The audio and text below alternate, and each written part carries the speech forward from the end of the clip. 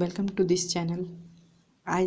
आज हम जानते हैं BSc part first industrial chemistry के पेपर फर्स्ट का क्वेश्चन पैटर्न। किस तरह के क्वेश्चन पैटर्न पूछे जाते हैं गोरखपुर विश्वविद्यालय के।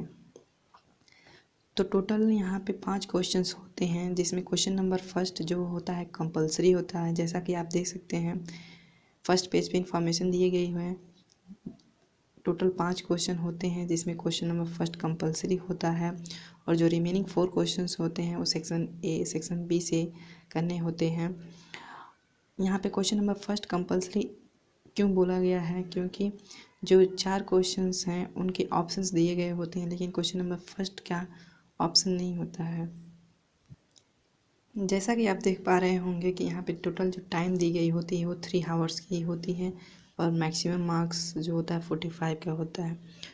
तो आइए बिना देरी किए हुए हम आगे क्वेश्चंस पैटर्न देखते हैं, किस तरह के क्वेश्चंस पूछे जाते हैं। ये प्रीवियस ईयर क्वेश्चन है, क्वेश्चन पेपर 2018 का है। तो आइए हम देखते हैं।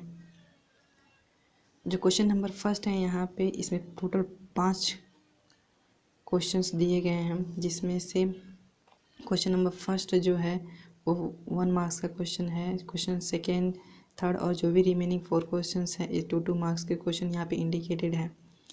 आप यहाँ पे देख सकते हैं यहाँ किस तरह के क्वेश्चन पूछे गए हैं। पहले मैं एक बात बताना ज़रूरी समझता हूँ कि जो ये क्वेश्चन नंबर फर्स्ट 1 मार्क्स का क्वेश्चन है, तो इसे हमको कितनी लाइंस में या कितने पेजेस में लिखें कि ताकि हमको ये 1 मार्क्स का आंसर हमको 1 मार्क्स टोटल मिल जाए। तो इसके लिए हम लोग को कम से कम 4 से 5 लाइन हम लोग को लिखने होंगे। मैक्सिमम आप 1 पेज भी लिख सकते हैं। और जो 2 मार्क्स के क्वेश्चन है, इसके लिए हम लोग को कम से कम कितने लिखने चाहिए ताकि हम लोग को 2 मार्क्स मिल जाए। कभी ऐसा होता है कि बच्चे नहीं जान पाते कि कैसे लिखना है, कितना लिखना है, और 12th के बेसिस पे समझते हुए वो क्या कर देते हैं कि क्वेश्चंस को समझ के। तो क्वेश्चन नंबर जो बी से लेके ई तक क्वेश्चंस हैं, इसको 2 मार्क्स के क्वेश्चन है, तो कम से कम इसके लिए हम लोग को 1 पेज लिखने होंगे, वरना हम लोग को टोटल 2 मार्क्स नहीं दिए जाते हैं। कभी ऐसा होता है कि हम 2 मार्क्स के क्वेश्चंस को हम लोग 4 से 5 लाइन में लिख देते हैं। वैसा लिखने से हमारे नंबर्स कट जाते हैं, इसलिए मैंने ये ज़रूरी समझा। और इसके लिए हम लोग को कम से कम 2 मार्क्स के क्वेश्चन को 1 पेज में लिखना ज़रूरी होगा। आइए आगे बढ़ते हैं। ये क्वेश्चन नंबर 5th है, फर्स्ट का 5th देख सकते हैं। इसके लिए भी कम से कम 1 पेज लिखना होगा हमें। यहाँ पे क्वेश्चन सेक्शन ए है मीन्स, इसके लिए हम लोग को 2 क्वेश्चन सेक्शन ए में से करने हैं और 2 क्वेश्चन सेक्शन बी से करने होंगे। सेक्शन ए में ऑप्शनल होता है, इसमें कम से कम 4 क्वेश्चंस दिए जाते हैं। 4 क्वेश्चन में से 2 क्वेश्चन हम लोग को करने होंगे। तो देखिए क्वेश्चन नंबर 2 था और यहाँ पे क्वेश्चन नंबर 3 है। और सभी क्वेश्चंस जो होते हैं 5 क्वेश्चन टोटल 9 मार्क्स के सभी होते हैं और टोटल मार्क्स 45 होता है। तो हर एक क्वेश्चन सभी इक्वल मार्क्स के 9 मार्क्स के होते हैं। तो हम लोग को सेक्शन ए में से टोटल 2 क्वेश्चन से करना है। कोई भी क्वेश्चन करेंगे, लेकिन बस 2 ही क्वेश्चन सेक्शन ए से करने हैं। और वही बात हम लोग को सेक्शन बी से भी है। सेक्शन बी से भी हम लोग को केवल 2 ही क्वेश्चंस करने हैं। तो सेक्शन बी से देख लेते हैं हमें कौन कौन क्वेश्चन है, किस तरीके से क्वेश्चन पूछा है सेक्शन बी में। तो सेक्शन बी में देखिए 6A पूछा है, 6B पूछा है। बच्चे कभी मिस्टेक ऐसा भी कर देते हैं कि 6A कर लेते हैं और 6A का करने के बाद B छोड़ देते हैं, 7A या 7B का कर लेते हैं। तो इस तरह का क्वेश्चंस करने से ये हम लोग को दोनों अलग अलग क्वेश्चंस अटेम्प्ट करने की वजह से हम लोग को मार्क्स काट दिए जाते हैं और दोनों के मार्क्स नहीं दिए जाएंगे।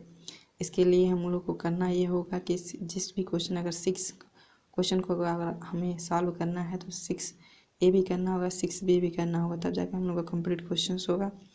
अन्यथा इसको हम लोग को क्वेश्चंस के आंसर नहीं दिए जाएंगे, क्वेश्चन का मार्क्स हम लोग को नहीं मिलता।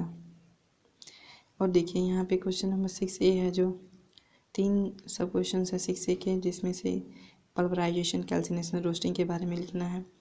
और 3 क्वेश्चन, एक क्वेश्चन का 1.5 मार्क्स का है, तो इसके लिए हम लोग कम से कम एक पेज, एक से अधिक पेज हम लिख सकते हैं इसके बारे में। और यहाँ पे 6B है, जो टोटल 4.5 मार्क्स का है, तो इसके क्वेश्चन का हम लोग न्यूमेरिकल टाइप क्वेश्चन है, इसको एक्सप्लेन भी करना है और उसके हम लोग के बारे में सॉल्व भी करना है। 7A, आगे बढ़ते हैं, हम देखते हैं 7A है। 7A में का भी क्वेश्चन 4.5 और 7B का 4.5 मार्क्स के हैं। तो ऐसा नहीं कि हम लोग अलग अलग क्वेश्चन के हम लोग 7A करेंगे तो 7B भी करना होगा। इस तरह आइए हम देखते हैं 8 क्वेश्चंस।